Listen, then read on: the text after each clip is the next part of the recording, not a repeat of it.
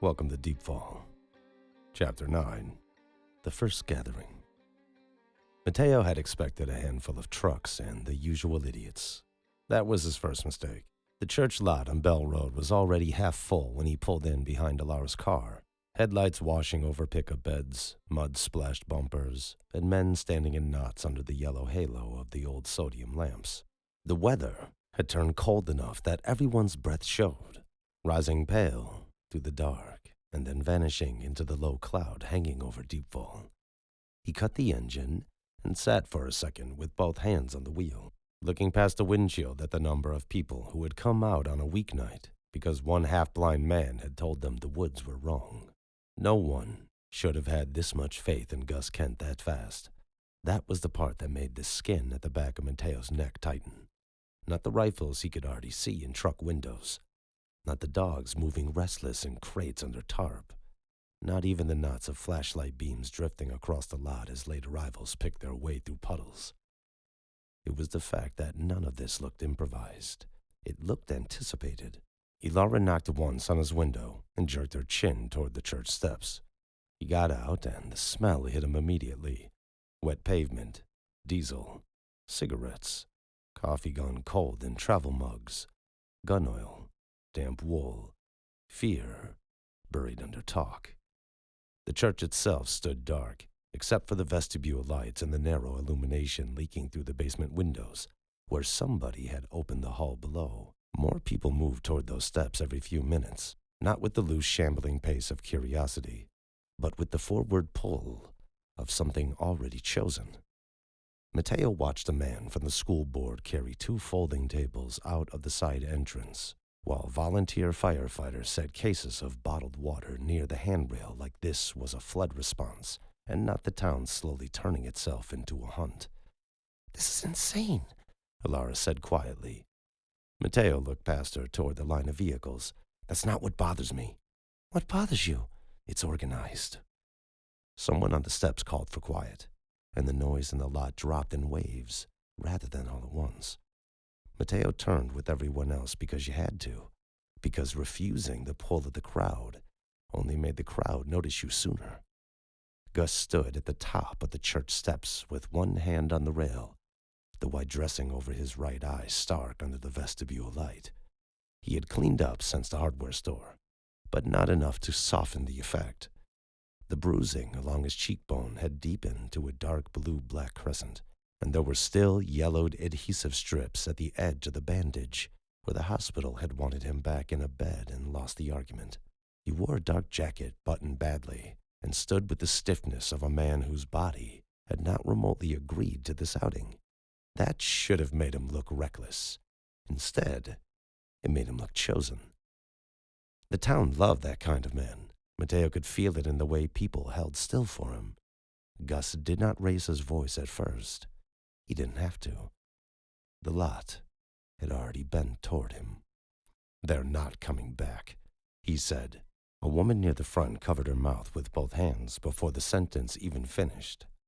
Somewhere off to Mateo's left, a man swore under his breath, not loud enough to interrupt, only to prove that grief could still be masculine if you kept it aimed outward.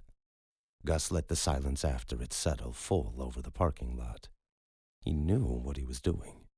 Mateo hated that he knew what he was doing. "I told the truth at the hospital," Gus said. "I told the truth in town.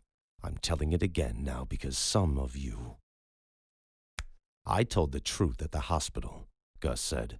"I told the truth in town. I'm telling it again now because some of you still think caution is a virtue when evil's already moved onto your land." There were murmurs at that, low and approving in patches. Not everyone. Enough.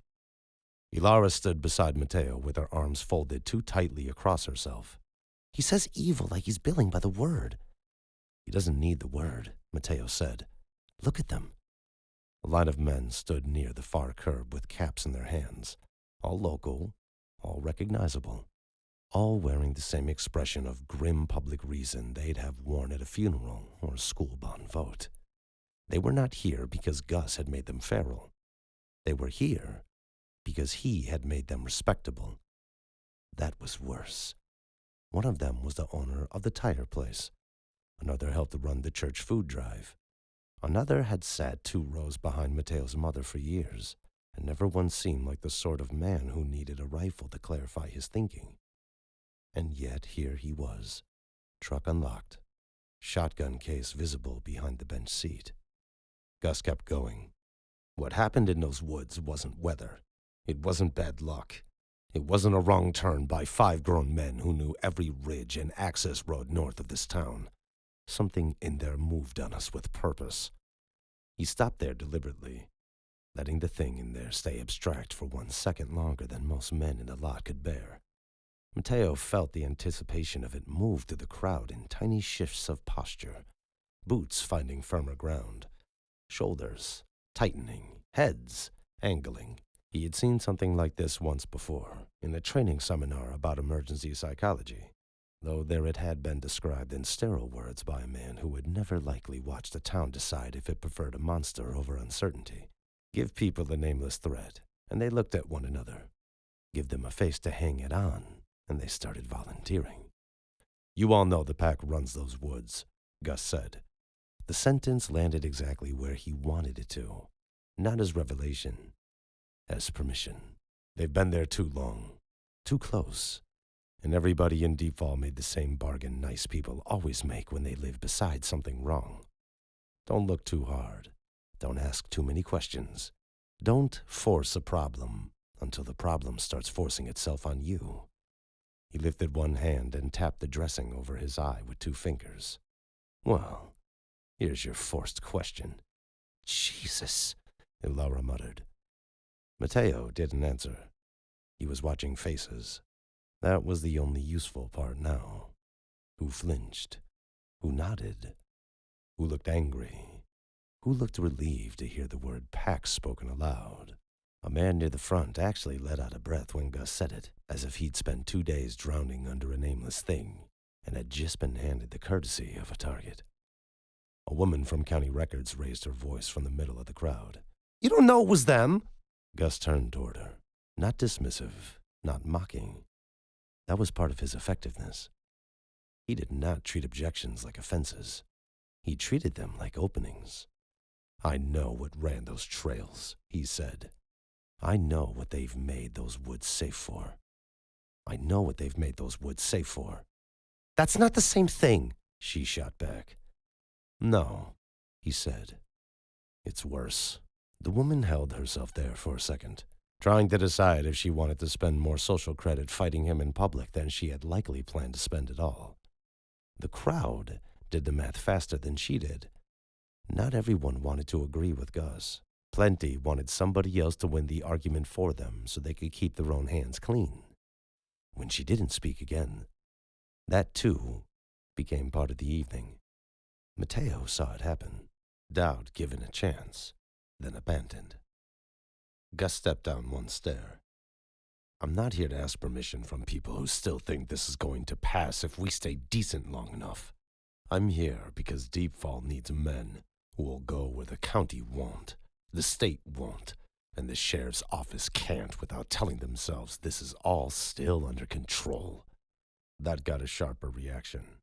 Heads turned toward the edge of the lot where 2 deputies stood together beside a cruiser, not intervening, not endorsing, trapped in the cowardly little gap institutions always tried to occupy when fear got louder than policy. Neither of them moved. Neither of them needed to. Their stillness said enough. The town was being left to negotiate with itself, and Gus was the only one on the steps acting like negotiation had already failed. A man from the volunteer rescue squad called up. "Then say what you need." Gus looked at him, looked at the whole lot through him. "I need men who know these roads. Men with trucks. Men with rifles they can actually use. Men with dogs, chains, lanterns, backup batteries, cold weather gear, fuel, generators, 4-wheelers, access to private land, and enough nerve not to piss themselves the first time the trees stopped acting right.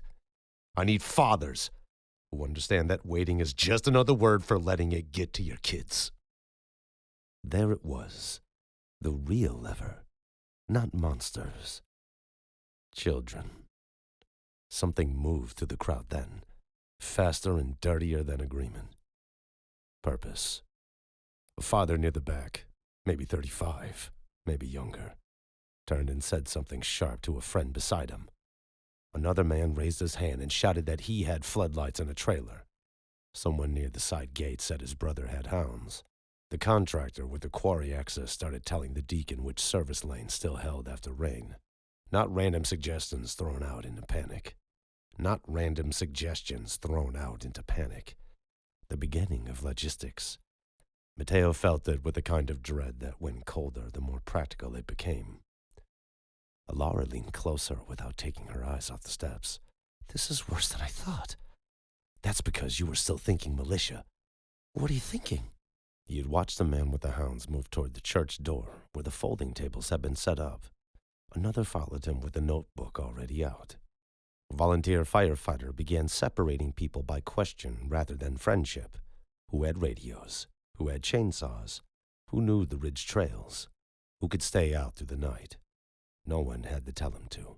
He was just good at emergencies, and the town was beginning to understand this as one.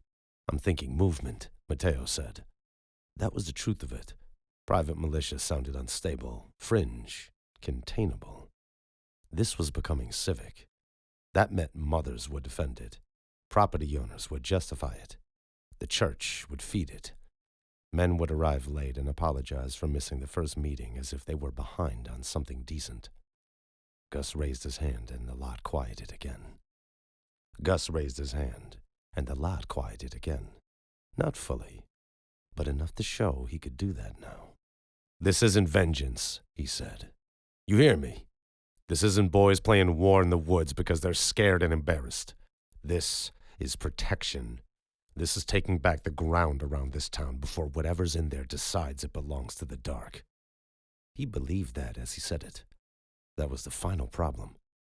Mateo had seen zealots before on television, at protests, through the windshield of the ambulance while driving around somebody's screaming cause. They all had a point where performance showed through. Gus did not. He had taken terror, passed it through the one story his mind could survive, and come out the other side with perfect moral structure. He was dangerous because his certainty was honest. A hand touched Mateo's sleeve. Not Elara, an older man he knew by face. Retired lineman, widower. One of those citizens who attended everything and spoke rarely enough that when he did, people assumed he had earned the right. You running with him? The man asked. Mateo looked at him. No. The man nodded once, apparently relieved by the answer and offended by it at the same time. Then what are you doing here? That was a fair question that Mateo wanted from him. Before he could answer, Gus's eye found him from the church steps. It happened across the whole lot, over truck hoods and shoulders and rising voices, that single remaining eye locking onto him with unnerving ease. Gus did not call him out immediately. He just held him there for 1 second, long enough that other people noticed where he was looking and began looking too. Mateo felt the shift ripple outward, heads turning, Elara going still beside him. The older lineman stepping back half a pace, as if he had suddenly discovered he was standing too near a fault line. Then Gus said, calm and carrying, Some of us have already seen enough to know waiting isn't neutrality. Those words weren't addressed by name, which made them worse. Mateo didn't move. He could feel half the lot trying to decide whether he'd become part of the speech or its target.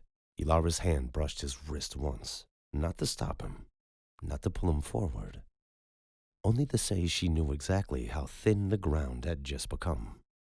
Gus let the silence tighten 1 notch more before speaking again. If you're not coming to help, get out of the way. Laura's voice came low and flat beside him. We need to go. Chapter 10. Found in Pieces. The call came just after dawn, at the hour when DeepFall usually pretended it was still an ordinary town by doing ordinary things badly. Coffee brewed too strong in kitchen pots. School buses coughed awake in driveways. Men who had spent the night talking themselves into courage stood in dark yards. and discovered morning did not improve their ideas. Mateo was halfway through washing the bitterness of hospital coffee out of a mug at his sink when his phone started vibrating across the counter, hard enough to make the spoon jump.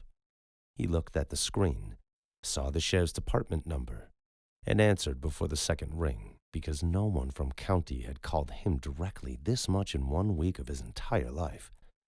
"Yeah?" A deputy's voice came through rough with cold and not enough sleep. "We found one." Mateo stood still with his hand under running water and let the sentence finish itself in his head before he asked. "Alive?" No answer at first. That was answer enough. "Where?" he said. "North Ridge Service Cut, half-mile above the old quarry spur." The deputy swallowed audibly. "Sheriff wants EMT on scene before we move anything." "You have county med." "We have county standing 10 feet back trying not to puke." The water kept running over Mateo's hand until it went cold. He shut it off with his wrist, set the mug down without looking, and reached for his keys. "I'm on my way." The North Ridge Service Cut had once been a road in the way abandoned things were still called by the names they had earned in better years.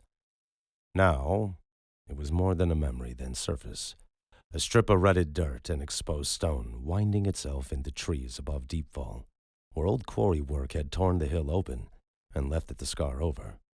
Mateo parked behind a line of sheriff units, volunteer pickups, and one county SUV with its rear hatch open, and 2 EMTs standing beside it in visible relief that they had not been asked to do anything yet. The woods beyond the shoulder were wet from night mist and held the first weak gray of morning without actually becoming clearer. Men stood in little clumps with their hands on their belts, radios or coffee cups, speaking too quietly to be talking about the weather. Elara was already there. She stood near the front bumper of a cruiser with her jacket zipped to the throat and her hair tied back so hard it pulled the outer corners of her eyes tighter than usual. She did not wave when she saw him. She just pushed off the fender and met him halfway across the road, one pair of gloves already dangling from 2 fingers. "You drove yourself?" Mateo asked. "I was closer." She handed him the gloves. "You're going to hate this." "I hate most mornings." "No." Her eyes flicked once toward the woods. "This one's specific." He pulled the gloves on while looking past her at the man in the trees. "Who found him?" "Volunteer pair from Bell Road. One of Gus's new disciples and a guy from Public Works." Her mouth thinned. "The disciple is telling everyone within earshot that the pack made a statement." Mateo started walking. "Of course he is." Elara fell in beside him. "Roman's going to love the day we're having." "Roman doesn't love anything before noon." "He likes blood pressure. He says it gives people a purpose." Mateo almost smiled at that, and then didn't, because they had reached the first marker tape, and the woods had changed. Not visually, at first. The same pines, the same damp earth, the same cold rot and leaf mold and old stone. But the atmosphere inside the cut sat wrong on his skin. Sound did not travel cleanly. Boots on mud seemed to arrive from half a step of their true source. A deputy farther uphill called something to the sheriff, and the words reached Mateo dulled at the edges, as if they had rubbed against too much air getting down. "You feel that?" Elara asked. He did not look at her. "Yep." "Great." A sheriff's deputy lifted the tape and let them under.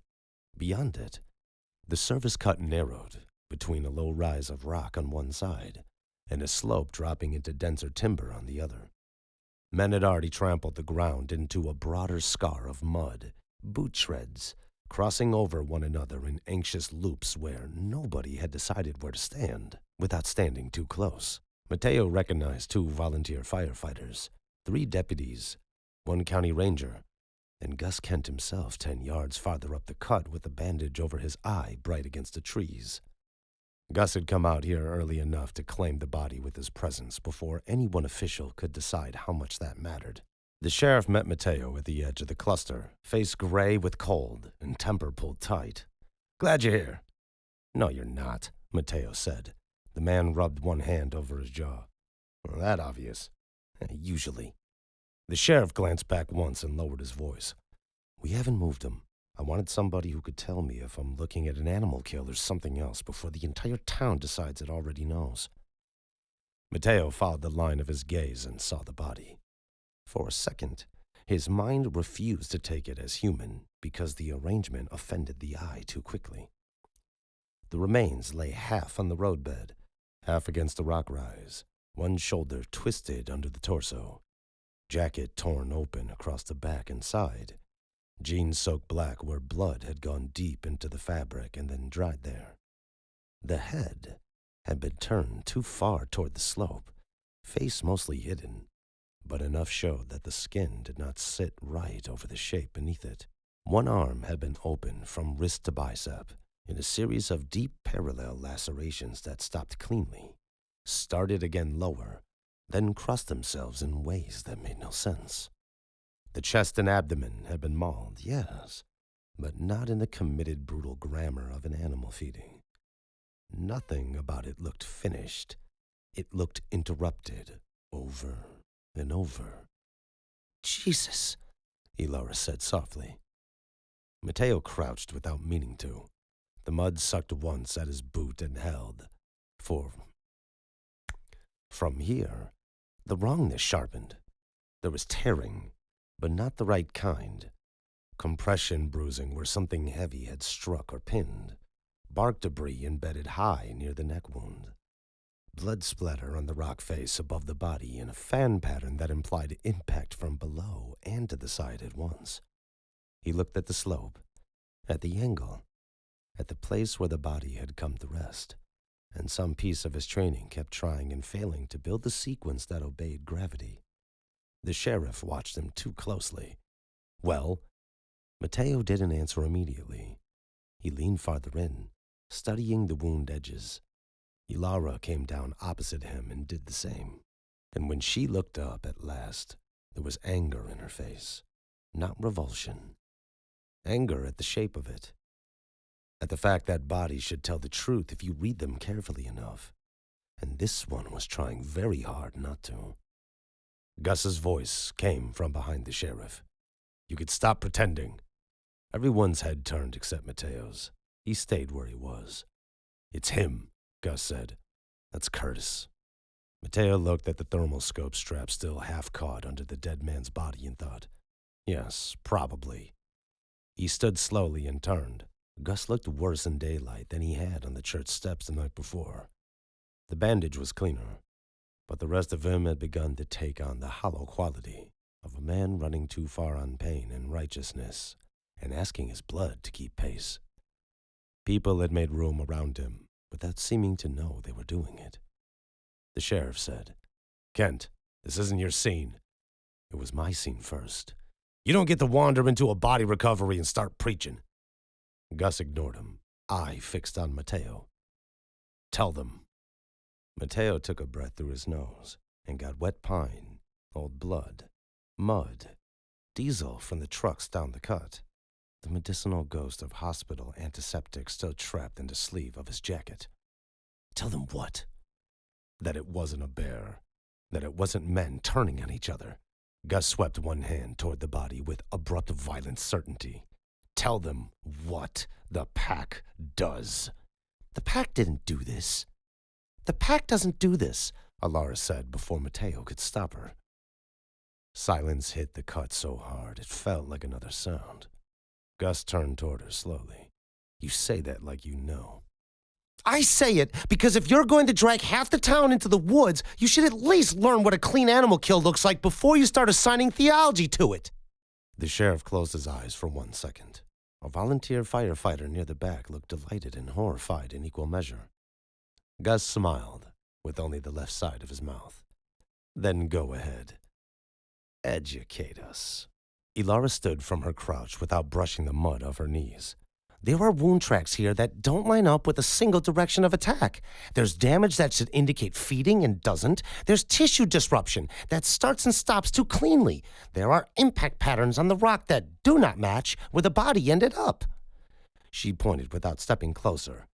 "If an animal did that, it kept changing its mind about how a body works." One of the volunteers said quietly, "What the hell does that mean?"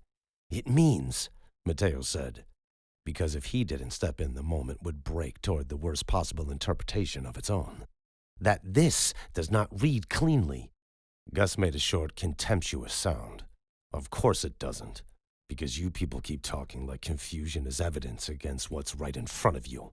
What's right in front of me, Mateo said, is a dead man in a body pattern I can't file under ordinary predation without lying to make it fit. And what does that buy him? Gus snapped. He pointed at the corpse hard enough that a fleck of spit caught the edge of his own bandage. What does nuance buy Curtis? Nothing. Mateo knew the answer to that and hated him for using it. Around them, the men in the cut shifted their weight, eyes going from the body to Gus, to Mateo, and back again. They did not want uncertainty. The dead never made people patient. They wanted the kind of answer that let grief put on boots. The sheriff said, "We're taking him down, now." Gus didn't move. And then what? And then I do my job. Your job was keeping my men from ending up in pieces on a service road. The sheriff's jaw flexed. Your men. Gus stepped forward. Not far. Enough. You want to know what this is? It's a sign. It's one body left where people would find it. It's the thing in those woods telling DeepFall that waiting. It's the thing in those woods telling DeepFall that waiting politely is over. Elara said, or it's something you don't understand, using the pack as a scapegoat because it knows you will do the rest. The line landed too cleanly. Mateo heard it in the intake of breath from the men behind them. Even Gus heard it. The eye narrowed. For an instant, beneath the sermon and the authority, and the town's chosen certainty, the wrecked man from the ambulance flickered through. Not because she had wounded his pride, because she had said something close enough to what he feared that anger was easier. You weren't there, he said. No, Elara said. I was at the hospital trying to save what came back. The sheriff stepped between them before the scene could tip fully into performance. Enough. We are done with this. He jerked his head toward the opposite. He jerked his head toward the two deputies waiting with the body bag folded over one arm. Move! They did, but not quickly. Men never move quickly around the dead unless panic or training forced it. And this scene had too much of both and not enough control. Mateo stepped back as the deputies approached the body. One of them crouched by the shoulder. The other reached for the legs. The first deputy's hand stopped in midair. What? The sheriff said. The deputy didn't answer at once. He was staring at the mud beside the body. Mateo looked down and saw it too. One of the volunteers whispered, God. Gus saw the faces shift and stepped into it before anyone else could claim the air. There, the sheriff said. Can you tell how fresh? Mateo didn't. Gus did. Fresh enough. The sheriff ignored him. Mateo! They're recent, he said. That's all I'm giving you. That's enough, Gus said. Thank you for visiting DeepFall. We hope you've enjoyed your stay. And I'll see you in the next one.